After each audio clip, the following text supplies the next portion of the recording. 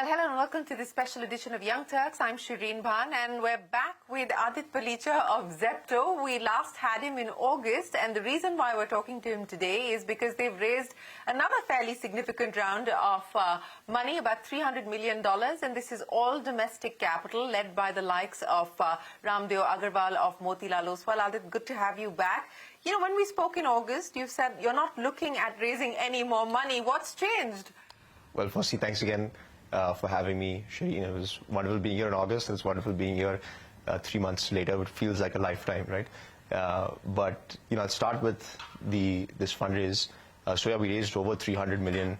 It's the largest 100% Indian fundraise for a private startup in the history of this country, right? And we're proud of it. The reason why, you know, when we started this financing, we had over $1 billion of net cash in bank, no debt, right? We're growing well. And the reason why we raise this capital, candidly, is because, you know, throughout the entire life cycle of Zepto, we've always wanted to bring on board domestic capital. Both, you know, Keval and I are excited about the fact that we can build like a, you know, an Indian company that people can be proud of. But there never really has been risk capital of that scale available to private startups. And so, you know, we pushed, I remember from the Series A onwards, Series B, Series C, Series D, we tried to get domestic investors on board, but it wasn't the right time. We saw an opportunity here with Motilal Oswal and their team, and you know, we went into it not really with many high expectations, but we were able to pull it off, and we're quite excited about it. And the rationale behind, you know, doing a domestic fundraise is fairly simple. You know, we had over $1 billion of cash in bank. Now we've got over $1.3 billion of cash in bank. Yeah. But this domestic financing just helps us increase Indian ownership going into an IPO. We think that benefits the company long term. One, you know, just public trust and shareholder trust going into a public company. It's better to be owned by high quality Indian names, right? And you know, historically we've been limited to Silicon Valley VCs that are not very familiar, or that Indian institutional investors and Indian retail shareholders as well are not familiar with. And B, even just from a, you know, regulatory and government lens, we think being an Indian company is favorable. And lastly, it's the ambition that Keval and I have always had to build like an exciting Indian company. But is that the real rationale, you know, of being Indian owned, so that the FDI regulations, especially the FDI regulations to deal with retail and e-commerce, don't necessarily constrain you? So, number one, I mean, you know, even today, we are 100% compliant and respect FDI laws, right? We've, you know, essentially maintained the same successful e-commerce models that have existed in this country for over a decade, right? And, you know, we've built a lot of depth, not just in FDI compliance, whether it's, you know, for a fairly young company, having a Big Four statutory auditor, right, with, and, you know, pulling off a financial year closure with no qualifications. You know, that's one example. Whether it's GST compliance, whether it's income tax compliance, whether it's even, you know, our best efforts on FSSAI compliance, we've worked hard there. So we're not, you know, we're not concerned about FDI compliance. We feel confident in the work that we've done, and we're compliant. Not necessarily compliance. What I mean is that do you feel that the FDI regulations don't give you the flexibility to do the kinds of things that you may want to do? Because we're given to understand that this is what Zomato is looking at as well as it grows out Blinkit, and which is why they did this big fundraise as well. Yeah, no, look, it's less about the FDI rules opening up more business avenues. It's more about, you know, being an Indian-owned company and putting that debate to rest on, you know, as we get to larger and larger scale, is this an Indian company or a foreign company? I'll give you a line, Shane, right? You know, we are not Amazon or Walmart, right? This is in spirit an Indian company, Indian entrepreneurs, Indian management team, Indian board, you know, hoping and will get listed in Indian public markets soon, and will, by next fiscal year, be a fully Indian-owned company, right? In just, you know, a little over 3 years since we started this company, right? So, you know, in spirit, we're an Indian company. There's a debate out there: is this Indian? Is this foreign? We are actually an Indian company. The only reason why we took, you know, capital from Americans is because, you know, there's not many people that will give 25 crores to two crazy 18-year-olds in India, right? That kind of risk capital doesn't exist in India, frankly speaking. It does exist in a place like Silicon Valley, but it was never our intent. And that's why, you know, there's a big difference between us and, let's say, a Walmart or an Amazon. So it's less about, you know, the specifics of rules. You know, even after becoming an Indian-owned company, our business model is not going to change. We're going to continue to be an e-commerce company, right? We're not going, you know, we are going to continue the business model, but just puts that big ticket debate to rest because we feel like we're going to get to good scale. Is that debate that you speak of impacting operations in any form or fashion? Is it putting you perhaps under more government scrutiny at this point in time? Yeah, so it has had zero impact on the business, and candidly speaking, other than the media noise, and we're used to a lot of media noise since inception, right? A lot of hyperbolic narratives since inception. Well, for you, there's mostly been praise so far. No, you don't remember 2022, 2023 article? No, that was in general, that whether quick commerce will work, not work, and so on and so forth. It wasn't specific to you. No, that's generous. There were specific obituaries on our company, which is good, which is part and parcel of building a company, and that's okay, right? And I understand that. But yeah, no, I mean, I think we started with, does anybody even want quick commerce? There was a survey, 90% plus Indian consumers don't want 10-minute delivery. I still remember that. I could cite that, for your viewers after this. There was, 10-minute delivery is killing the delivery drivers, right? It's bad for delivery drivers. Then we actually put out the data and said, guys, our accidents per million kilometers is lower than all the other formats of e-commerce because most accidents that are fatal happen on highways and freeways, and most of our operations are on artery roads and neighborhood roads, right? And so actually our accidents per million kilometers were lesser. Or let's say quick commerce will not make money. And then we proved, 70% of our dark stores hit profitability. The industry moved towards profitability even while growing. And now this is another narrative, right? So it's that quick commerce is hurting the Kirana store and is not good for India. Just like all the other narratives, right? This is just another anecdotal hyperbolic narrative. Let's address the narratives with facts, and I want you to put the numbers down on 100%. the table, because Kate, which is the Traders Association, has basically told the government as well as the general public that quick commerce is bad.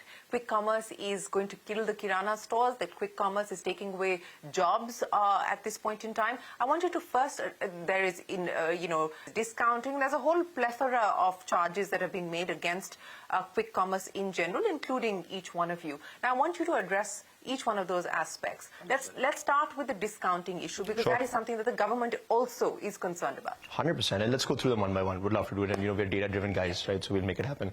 But the first one is on predatory pricing. I'll give you an exact data point. So that allegation is false unequivocally by data. If you look at the exact number of units sold on the Zepto platform in FY24 that was below COGS, it was 0.2%. Only 0.2% of our units were sold below cost price of the manufacturer. 99.8% we were making margin on it. 99.8%. Right? Even in the stores that we had. And who's verified this? This is EY verified. I'm happy to I'm happy to go publicly and say, anyone that wants to diligence this, please come into our office. Let's look at the books, right? Because we've got data and facts, and there are anecdotes and hyperbole, right? And we're on the side of data and facts. So 0.2% of our units were sold below cost price in FY24. We don't expect the number to change in FY25 much, but we've got book closure numbers for the full year FY24. That's one, right? Even if you look at the stores that we were profitable in, which we turned hundreds of stores profitable, and it's a well-regarded fact, even the market, the investors that came in here, investors like Ramdevji from Motilal Oswal, or all the Ranjan Pai from Manilal Group, that diligence was done in our stores. Even in the markets that we were profitable in, we were meaningfully lower than MRP. So are we predatory pricing? The answer is no. If you look at it, we've created structural deflationary value. We've cut out all the inefficient middlemen that exist in the value chain for grocery, the distributor, the wholesaler. We go straight to the manufacturer. We're procuring millions of products at scale, getting it at a better price. That goes into the platform at a better price for the consumer than MRP, cutting out all the inefficient middlemen that have been sucking out value, and the consumer has had to pay at MRP. So we've structurally reduced the price. We've been able to turn our stores profitable, and that means we're not predatory pricing. We're actually deflationary, right, for tens of millions of consumers. So that's a headline. With zero predatory pricing, quick commerce is deflationary. We can prove it in the profitability that we have in our store P&Ls. We can prove it with the number of units that were sold below margin, right? We've got all the data. Obviously today, we're expanding on a base of, billions of dollars of scale. We're investing in CapEx. The biggest singular line item today in our P&L is CapEx, directly or indirectly. Right? Not all of it shows up in fixed assets. Some of it is in an OpEx model, to go into the technicalities. But if you look at the capital being deployed, the biggest part is CapEx and working capital. The second biggest part is operational setup. I just mentioned it to you, right before this meeting. We just added 25,000 jobs in the past 90 days since the last time we spoke, right? Which is unbelievable. Right? We've gone from 0 to over 100,000. What kind of jobs are these outside of delivery partners? So delivery partners are the biggest one. Then you've got pickers and packers in your dark stores. You've got the line haul, the truck drivers, right, that help in the supply chain. You've got the back-end supply chain. Let's say the packagers for the fruits and vegetables that you get. Most of them are women, by the way. You've got the local entrepreneurs that run our stores. Actually, next year, majority of our stores are going to be run by local mom-and-pop entrepreneurs, not some big guy mom-and-pop entrepreneurs. And then you've got the rub-off impacts, the D2C entrepreneurship that we create, all-Indian entrepreneurship, the companies that have been created that have scaled on Zepto, and the people that they hire. So as an industry, to give you a sense, we've gone from 0 to 4.5 lakh jobs in 36 months as an industry, quick commerce. Zepto alone has created over 1 lakh jobs, right? Which is something we should celebrate. And if you look at the wages of these jobs, Shireen, right to your point. So one, the first question you mentioned, are we predatory pricing? Answer is no. Happy to go into the data, happy to go into our books in detail. 0.2% of products below margin. Okay. And stores profitable, still below MRP, because we're deflationary. We've created value in the supply chain. That's one. Second piece on jobs, created over 4.5 lakh jobs. If you look at the wages of those jobs, the average wage of all the people that have been in the system that I mentioned, from the delivery partner all the way to a truck driver to the pickers and packers, etc., and the farmers, we've got over 10,000 farmers that are the plurality of their income today in the country. The average wage rate is 23,200 rupees on Zepto. You extrapolate that to the industry, and it's quite a lot of wages. To give you a sense, when we did a survey of our delivery partners, we have the data as well. The most common thing that they were doing before they were on Zepto or Zomato or Swiggy or before gig work? Yeah. We put a lot of demonization of this. But you know what the most common thing that they were doing before it? Nothing. They were unemployed. This is young, urban males, urban youth, 10th or 12th pass education, no formal history of employment. That was the first thing that they were doing is they were earning zero. They were unemployed. The second most common answer is they were engaged in some form of informal employment where it's factual and it's been covered by credible economic studies that in the informal sector, things like minimum wages are not adhered to as much as we'd like, right? And so we've got, we've estimated, and from the surveys that we've done at scale, statistically significant, that, even the people that were employed were making 10 to 15,000 rupees per month. And now they're making 23,000 rupees per month, right? So we're a net job creator. We're net wage additive. And we're not predatory pricing. But I'm happy to answer all the other pointers you mentioned. On the specific issue as far as the Kirana store is concerned, because as you pointed out, you've done away with the middleman, so to speak, in your words, which is added to the efficiency. But that's one of the complaints that Kate is making, that this is an unfair playing field. Now, do you envisage a future where you can co-opt or collaborate with the Kirana stores? Will you, in fact, strategically look to do that? You talked about creating these mom-and-pop entrepreneurs, but will you look at co-opting or collaborating with the Kirana store ecosystem, because that then also allays the concerns that are being raised? So, Shireen, one, an unfair practice is predatory pricing, like just selling below your price to source so that you can choke the market. Are we doing that? No. But what is fair is building structural value, building supply chain efficiency, going straight to the manufacturer and giving consumers lower prices and acting as a deflationary force on day-to-day household essentials and goods. Yeah, right? Their point is that they're not being able to do that. So I know, but I'm saying that if you look at that's actually real structural value. Tens of millions of consumers, deflationary, right? So and the stores were turning up profitable. So is that a net positive? I think it is, right? But to give you a sense, I'll give you two things on the Kirana store. One, are we replacing the Kirana stores? You mentioned, CAIT, right? The Commission for Traders. Today, if you look at the same reports that Kate white paper cited, right? They cited a data intelligence report. In the data intelligence report, it said quick commerce has taken $1.2 billion of sales from the Kirana store, right? That same report, go to page 6 for the viewers, right? And we've done this research ourselves, go to page 6. That same report says, in the same breath, that in between FY23 to FY24, India added $46 billion more grocery consumption year on year. And in the next 5 years, we're going to add $200 billion more consumption. So that report is to be believed, right? The report that Kate is citing, right? And this is consensus view. You look at the Goldman Sachs report on consumption, look at Invest India. It's a consensus view. The economy is growing, the fastest growing G20 country, G20 economy in the world, or one of the fastest. We added $46 billion of consumption, FY23, FY24. That same report, if you've taken $1.2 billion of sales, but the economy added $46 billion, where is the remaining $44.8 billion going? Where is it going? It's going to mostly the Kirana store. So we're growing, there's no doubt about it. But the Kirana stores not shrinking, they're growing as well, right? And if we, if you look at the incremental $200 billion of consumption that we add from FY24 to FY28, and I don't think, even Kate would make the assumption or make the statement that India is not growing. Clearly we're growing, right? The $200 billion of consumption that we add, even today, quick commerce is $6 billion, broadly, Blinkit, Instamart, Zepto, of top line. Even if we grow 1,500% in the next 4 or 5 years, which would be at a basic, very difficult thing to achieve, even if we grow 1,500% from 6 billion to 90 billion, we will be less than half of the incremental consumption, that 200 billion that's been added to this country. Where is that additional 100 billion going? Mostly to the Kirana stores. So, and I'll answer the question on inclusivity as well, if you'll give me a minute, right? But the Kirana store is growing. We're also growing. Again, it's just a hyperbolic narrative. It doesn't even fit in the own data that's been cited by the people that are making these arguments, right? And again, like I mentioned, we're used to these narratives. We're used to 10-minute delivery nobody wants, 10-minute delivery doesn't make any money, 10-minute delivery is killing the Kirana store. These are all just narratives that don't have data behind them, and we've proved time and time again that the narrative about quick commerce are wrong. This one is wrong. But to your question, just coming to that, which is on, can we make this inclusive? And genuinely, that's our intent, right? Today we've got 10,000 plus farmers that work with Zepto, whose livelihoods have improved because we give them stable, consistent income with transparent pricing, which they don't get from the local market. I meet these farmers, I've spoken to them myself, right? They don't get those prices from the local market because they get stability for multiple years. They're able to take financing and expand their farms and make more income, right? And we're going to put out studies on this as well, so you'll see this. But that's one.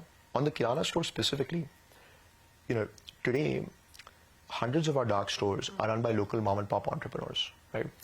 And you've got, let's say, an ex-restaurant store owner in Noida, or a person that used to run a small car wash operation in Nasik, right? Or even a Kirana store owner, right? There's one in Andheri, right? People that, take a relatively small amount of capital, start a Zepto dark store, we give them the technology, we give them the manpower support, they run the store, they employ people in their local community, right? And they make money, and they're making today, for example, that person I mentioned, one example is a local entrepreneur in Noida, Kiran, whose family was about to go bankrupt. She took a small loan, started a Zepto dark store, and today she makes net of that interest that she has to pay on the loan, she's making 1, 2, 3 lakhs a month, and it's going up. And this is all formal. She's employing 30 people from her home state of Haryana, from her community, right? And it's PFESIC compliant employment. It's above minimum wage. She's making good money as an entrepreneur, and that's inclusive growth. So to give you a sense, we're willing to commit today that the majority of our dark stores within next financial year are going to be run by local entrepreneurs. And this is, again, not some sort of gimmick. These are actual local entrepreneurs. We give them the technology, they start a Zepto dark store. So that's the way we look at it. Let me ask you this, Aadit. As you pointed out, you raised $1 billion. Before you raised another 300 million. Now, what do you want to do with all of this money at this point in time? And I think the concern also comes from why you guys raising this. You gave the ownership argument, but there is a concern that are you raising all of this money because you fear also having to burn a significant amount of money? Sure. So, candidly, transparently, and maybe it'll be difficult for some of the cynics to believe, right? But this financing was 100% pure just to increase domestic ownership, right? That's why we had demand from foreign investors at better prices, right? We didn't take a single drop of it.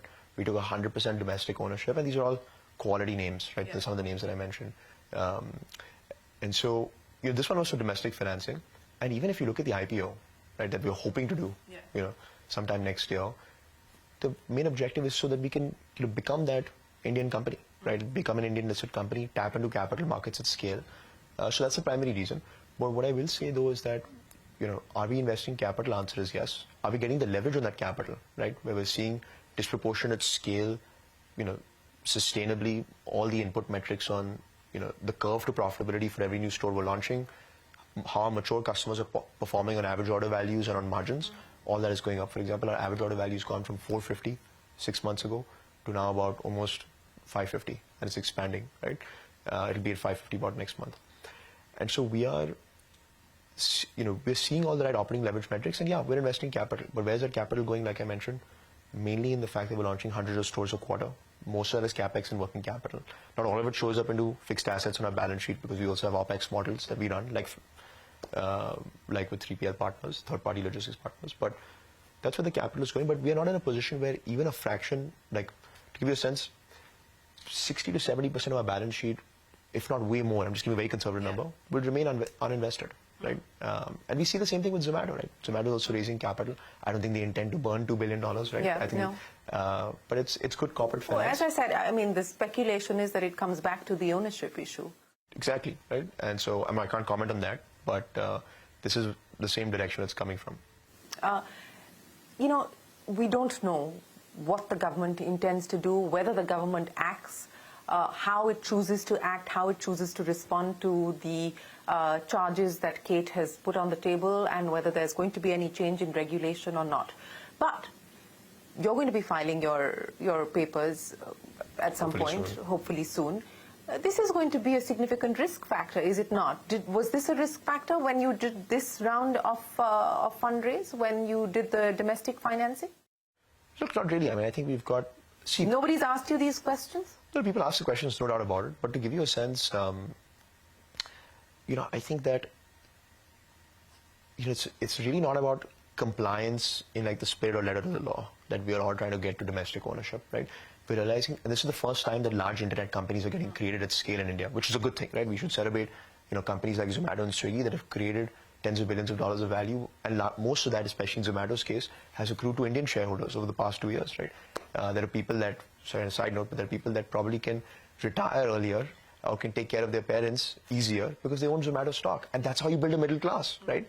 You own Boeing stock for 30 years and you build a middle class like that. You don't touch it and you create wealth, right? So it's a good thing. But to give you a sense, what we're all realizing as an internet ecosystem is to build real value at scale, right? You know, tens of billions of dollars without having to, you know, be an Amazon or a Walmart, right? You know, to get to that scale, you want to be an Indian company, and it's looked at very positively, not just by the government, but even by the market, shareholders, and the public at large, right? People trust you more. So, you know, it's not really, to answer your question, it's not really about FDI compliance, FDI regulation, right? We've had a decade of e-commerce. It's been built at scale in this country. And, you know, we're just a small part of that today. And so are our competitors in this industry. Now, I'm just trying to understand why it suddenly becomes such a big issue as far as companies like you, and perhaps, again, as I'm pointing out, we don't know. There's been no official comment from Zomato. But, you know, I mean, HDFC has foreign holding, and it's in the banking space. Why are you guys getting so concerned about this? There's a difference between financial services and, you know, what we're building, which is commerce, right? We're employing, I mean, obviously, you know, HDFC is one big example. There are obviously lots of examples of large Indian companies, right? Like the Tatas and the Reliances of the world. But, I mean, that's the feedback that we've gotten, right? In general, if you look at companies, you know, in the Nifty 50, right? Most of them are, you know, Indian-owned, and most of them have, you know, that's been the broad example. Obviously, there are exceptions, no doubt about that. But yeah, look, I think, you know, you're right to say that, you know, why has it become an issue suddenly? I think we're expecting that, you know, we will scale, we will create value. So is this a preemptive move, is my question? Yeah, look, candidly speaking, I don't think raising this financing is going to change one thing or the other, right? I don't think that it's going to change something for tomorrow morning. It's more a long-term track, right, where over the next 6, 9, 12, 15 months, we keep building Indian ownership. So what will be the ownership? How much do you dilute with this round? How much do you hold between you and Cavalier? What will the foreign shareholding be, and what will the domestic shareholding be? Yeah, so, you know, we are, you know, we will own, you know, by the time we go public, we'll own about 20-ish%, right? And there are a couple of, you know, pieces that we're making, a couple of things that we're closing, you know, this flipped from Singapore to India, and just, you know, getting ready even just from a legal perspective to go public in a couple of quarters. But yeah, we'll own around 20%, right, which I think is decent, right? So, like, if you build a large company, that'd be great.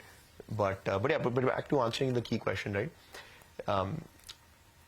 You know, is it, you know, I don't really look at it as a risk factor, right? We are today, like, we're not only FDI compliant, but we've got a long precedent of FDI compliance, right? Before us, well before in this industry, in e-commerce. We are anyway moving towards being a domestic company, but that doesn't mean that tomorrow we become a domestic company, business model will suddenly change, we're constrained. No, that's not the thought process. Business model will stay the same, even as a domestic company. But today these large IPOs, hopefully if you become a large company, what does this preempt, right? This preempts us, I hope, right, and then maybe be optimistic, but in the next 12, 24, 36 months, I think we'll be like a 15, 20, $25 billion company. I don't know when. I don't know if it's 3 years, 2 years, or maybe longer. But it seems like that scale is going to come. And that's what we're preempting, right? We're preempting that, saying that we would like that large-scale value to accrue to Indian shareholders. And now we have an opportunity to do so. So I think that's true for Zomato as well. They started as like a largely foreign-owned company, and over time moved towards Indian ownership. A lot of that value scale happened there. Similar with I'm sure Swiggy over the next couple of quarters. But for the first time we have that opportunity, and so all of us are taking that option. So yeah. You brought up Swiggy, so I bet you were looking at the Swiggy IPO very, very closely. What was going on in your head as you saw the listing, which got off to a slow start and then sort of shot through the roof on day one? Yeah, I think it's great. Like, I mean, it's huge kudos to what Yasha and the team have pulled off, and I think it's great for the ecosystem. I mean, I think we should, one of the last things I mentioned, Shireen, is that we should be celebrating this. This is Indian technology, like quick commerce, and Swiggy's IPO, I think it's fair to say, largely powered by excitement about quick commerce, right? Zomato's performance, largely powered by excitement in quick commerce. I think that's not a controversial thing to say, it's a consensus view. We should be celebrating quick commerce. This is good for the country. This is Indian technology, Indian innovation. This hasn't worked anywhere else in the world. And it's real infrastructure for ordinary people. Like, this is not for like the top 0.1% of India, right? These are people that now realize the scale they were getting to. This is impacting ordinary people's lives at scale, and now going from metro cities to beyond. But the way that I look at it is we should be celebrating the fact that today, because of Indian infrastructure, Indian technology, there's a mom in Noida who is able to take a part-time job because her life has become easier because of quick commerce. It's exactly like setting up a metro station, right? So, we look at this as Indian technology, Indian innovation. Nobody else in the world has been able to do that. Have you been able to convince the government, though? Well, I think I think the government is progressive. They support, value creation and job creation at scale, right? And they've been supportive so far. And like, we are, honestly in a position where we think of them as a partner. We're always open to feedback. And I mentioned this last time as well to you, right? That even with, let's say, gig workers, right? We are, honest to God, good faith, open to feedback and dialogue on how we can improve. Whether it's with gig workers, can we do more? Today we give insurance, right? 1 lakh cover plus 10 lakhs of term insurance for free. Whether it's with, food compliance across the board. So I think they've been helpful. But, the last thing I'll say is, next time, we're talking to, foreigners, next time there's a foreign, leader in this country, we should say, hey, not only do we have UPI, Indian innovation there, but in India, you can tap a button and your daily essentials will come to you in 10 minutes. That's amazing. So you're saying quick commerce is like the UPI moment for India? No, it's world-class infrastructure built in India with Indian technology. And it's making real people, ordinary people, their lives easier every day, and it's improving productivity and the quality of life for tens of millions of people. By Indians. It's not some rip-off of, some American model or some, Chinese model. It is like only in India you get this stuff, which is awesome. Made in India, right, and made for India for now. Absolutely. No, I mean, we are going to be in India for these next couple of decades, so that's... So let me end then by asking you, Aadit, give us a quick report card of where things stand now as far as stores are concerned in terms of the money that you're making, cash flows, also market share. Sure. So look, I'll refrain from commenting on specifics, but I'll give you like a broader understanding. So we've obviously, multiplied meaningfully over the past few quarters, right? And I think the performance has been good. We've scaled from, $1 billion 6-7 months ago when we came out there publicly. We hit $1 billion in top line, fastest internet company in Indian history to do so. We've now multiplied on that base without giving much specifics, but I think we'll continue to get multiplier growth powered by the growth that we're seeing in consumption across the board. In terms of profitability, look, we are investing capital today, aggressively investing stores, but we're pretty confident within the next financial year, right? So how much are you going to be investing, say, in this financial year? It's obviously sensitive competitively, so I won't say it publicly, but ballpark. Ballpark is is enough to give our friends an insight, right? But look, I can tell you this within the next financial year, not for the full average financial year, not at the beginning, not at the end, but within the next financial year, we will realistically be at break even, right? We will hit that milestone within next financial year, FY26. So at a meaningful scale, So obviously we're investing, but we'll hit that again. And what's the timeline now for filing?